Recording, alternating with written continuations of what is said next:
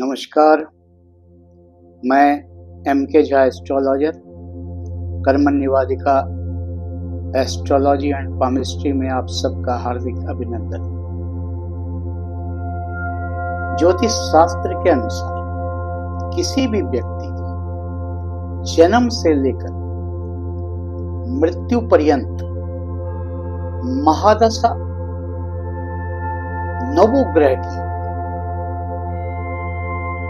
चलती है। जन्म के समय किसी की महादशा और एक के बाद मृत्यु तक वो महादशा किसी न किसी की चलती रहती है। ये हम जानते हैं कि जन्म पत्री के आधार पर जो ग्रह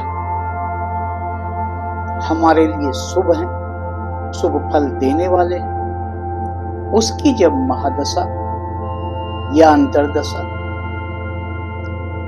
चलती रहती है तो हम निश्चित तौर से यह समझते हैं कि हमें शुभ फल की प्राप्ति होगी, क्योंकि हमारे शुभ ग्रह की दशा चल रही है, महादशा चल रही है। लेकिन कई बार हम यह देखते हैं कि हमारी शुभ ग्रह की महादशा चल रही है, फिर भी हमें जो शुभ फल प्राप्त होना चाहिए वो नहीं हो पा रहा, जबकि हमारे जो शुभ फल देने वाले ग्रह हैं अंश बल में भी वो अच्छे रहते हैं, बहुत ज्यादा कमजोर नहीं रहते हैं या बहुत बलवान भी रहते हैं। फिर भी हमें उस अवधि में, महादशा के उस अवधि में शुभ फल की प्राप्ति नहीं हो पाती है। संघर्ष उसी तरह चलता रहता है जैसे पूर्व में चलता था। यह हम जानते हैं कि हमारे सारे ग्रह की दशा कितनी कितनी अवधि की होती है। जैसे जन्म के समय से जिसकी भी महादशा आए तो सूर्य की महादशा 6 वर्ष की होती है, चंद्रमा की महादशा 10 वर्ष की होती है, मंगल की महादशा 7 वर्ष की होती है, बुध की महादशा 17 वर्ष की होती है, बृहस्पति की महादशा 16 वर्ष की होती है, शुक्र की महादशा 20 वर्ष की होती है, शनि की महादशा 19 वर्ष की होती है और राहु की महादशा 18 वर्ष की होती है और केतु की महादशा 7 वर्ष की होती है। इस अवधि में जिस किसी की भी महादशा चल रही हो, उसकी इस संपूर्ण अवधि में यदि ये शुभ है तो भी हमें शुभ फल की प्राप्ति नहीं होती। इसके पीछे कोई तो कारण है। एक और दशा से हम लोग गुजरते हैं, जब इनकी दशा से गुजरते हैं उस वक्त और किसी की दशा से हम लोग गुजरते हैं, उसे कहते हैं योगिनी दशा।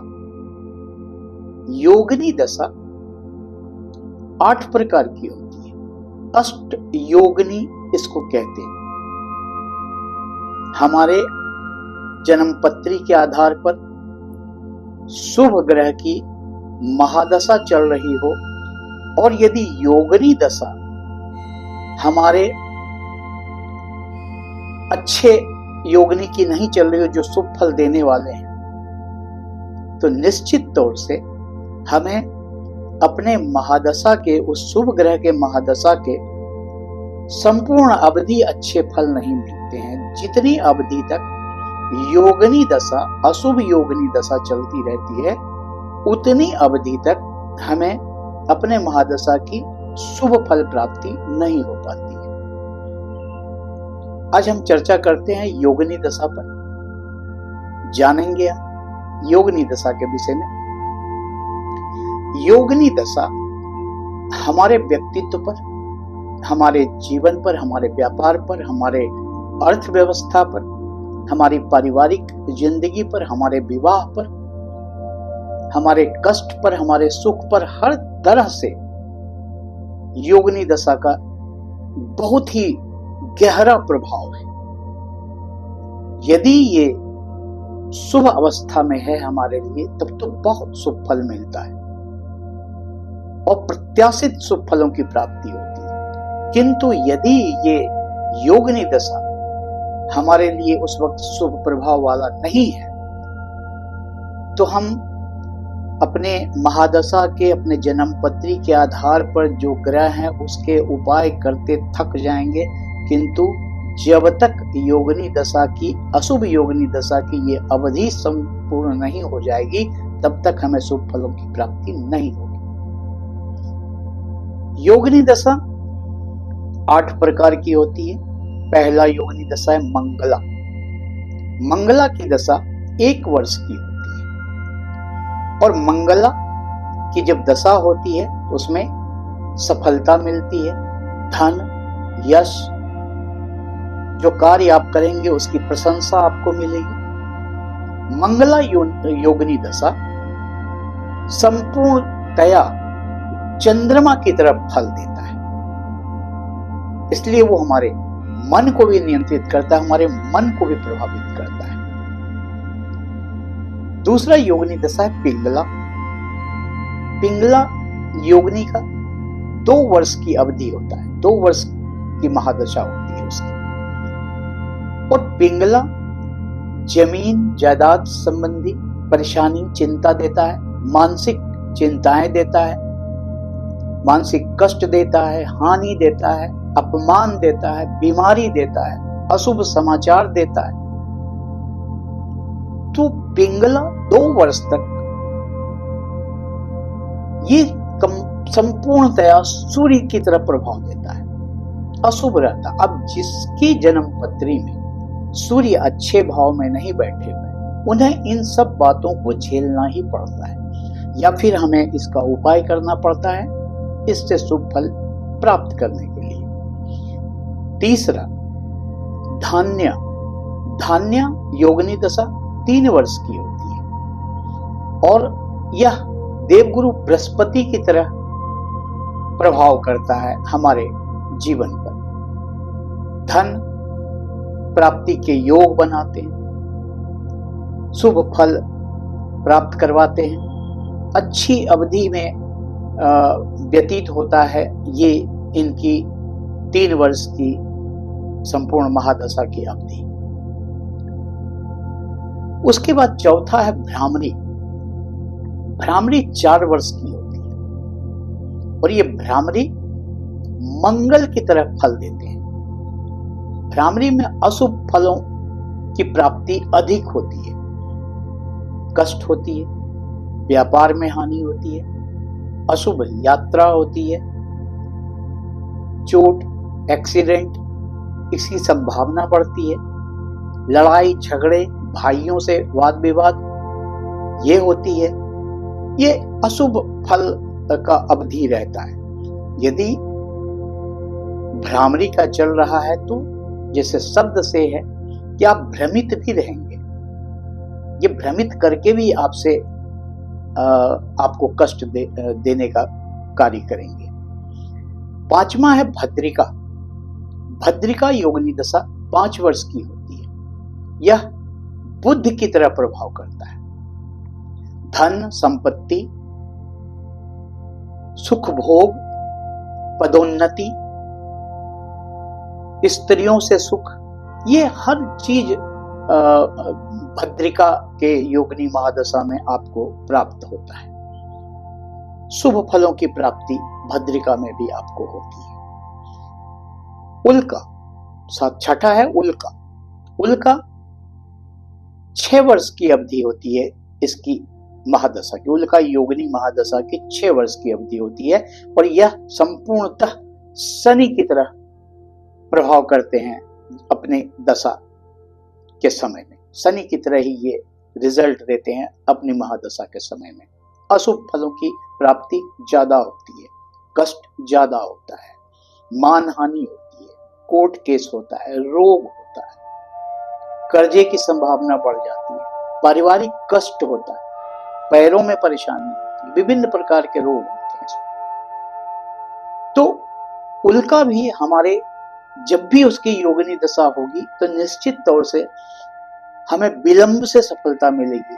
कोई भी कार्य आसानी से नहीं पूर्ण होगा हमारा, हर कार्य में विलंब का हमको मुंह देखना पड़ेगा।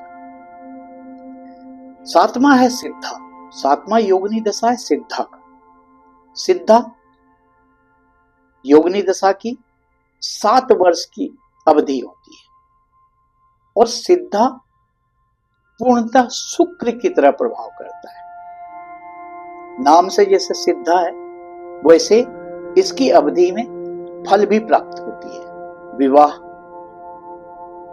होने की संभावना बन जाती है, बुद्धि प्राप्त होती है, धन प्राप्त होता है, व्यापार में वृद्धि की स्थिति आ जाती है, हर तरह से लाभ होता है।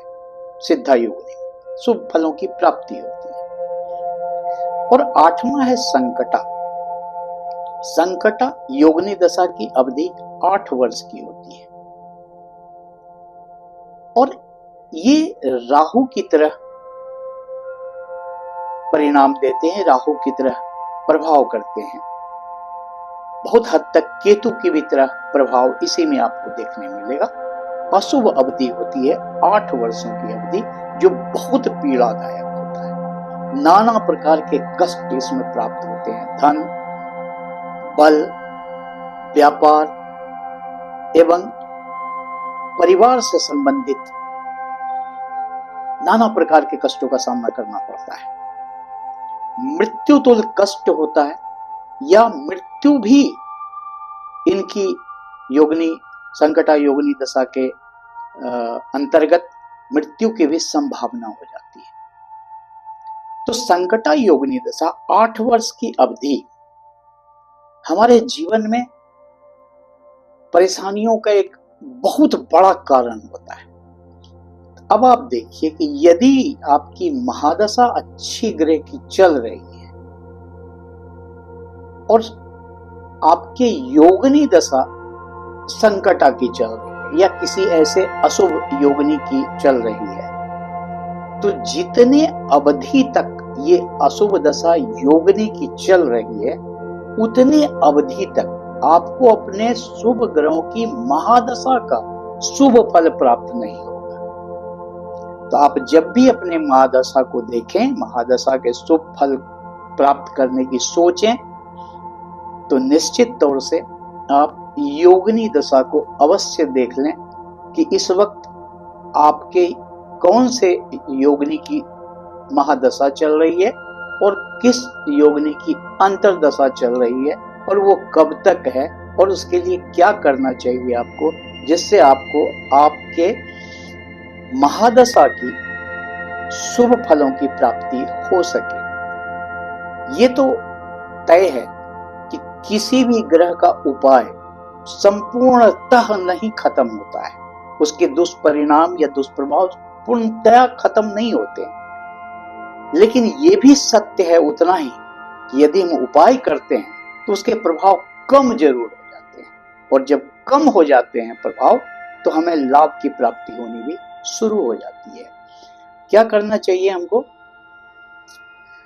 जब भी आप देखें कि योगिनी अशुभ योगिनी की महादशा चले, जो भी आपके जन्म पत्री के आधार पर मैंने बता दिया कि कौन सी योगिनी दशा किस ग्रह की तरह प्रभाव देते हैं, तो आपका वो ग्रह यदि आपके जन्म पत्री में अच्छे भाव में है, शुभ है, तो अगर शुभ नहीं है तो उस आधार पर आप मिला लें कि इस वक्त किस योगिनी दशा की आपकी दशा चल रही है, किस योगिनी की दशा चल रही है और उसके उपाय का आपको जरूरत है, तो आप निश्चित तौर से वो उपाय करेंगे।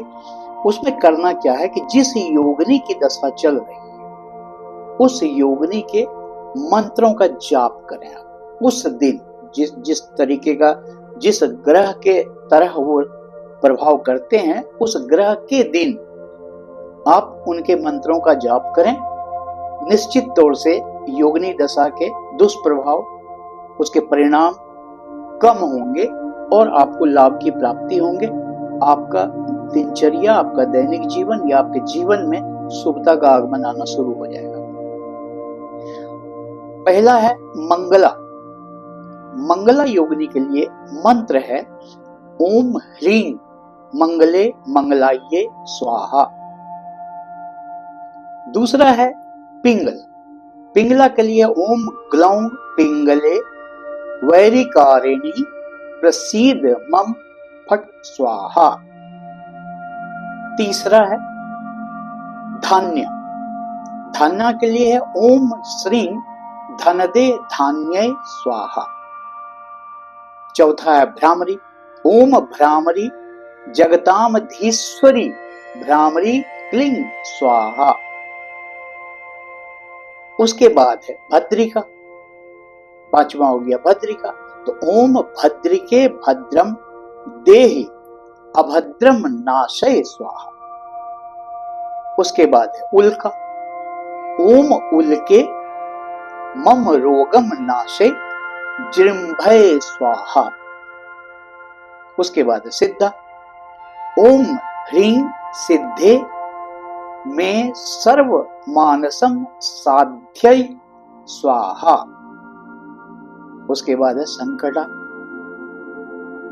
ओम ह्रीं संकटे मम रोगम नाशय स्वाहा। तो ये 8 योगिनी दशा के मंत्र हैं। जिस भी योगिनी दशा में आप गुजर रहे हैं उस योगिनी दशा का यदि आपको अशुभ फल प्राप्त होने वाला या हो रहा है तो आप उनके इन बीज मंत्रों का जाप कर सकते हैं, जिससे आपको लाभ की प्राप्ति होगी। आज के लिए बस इतना ही। अगर ये वीडियो आपको अच्छा लगा तो लाइक करें, शेयर करें, सब्सक्राइब करें। अपना कमेंट देना न भूलें। कोई सुझाव देना चाहते हैं तो आप वो भी दे सकते हैं। तब तक के लिए आप अपना ख्याल रखिए और हमें आज्ञा दीजिए। नमस्कार।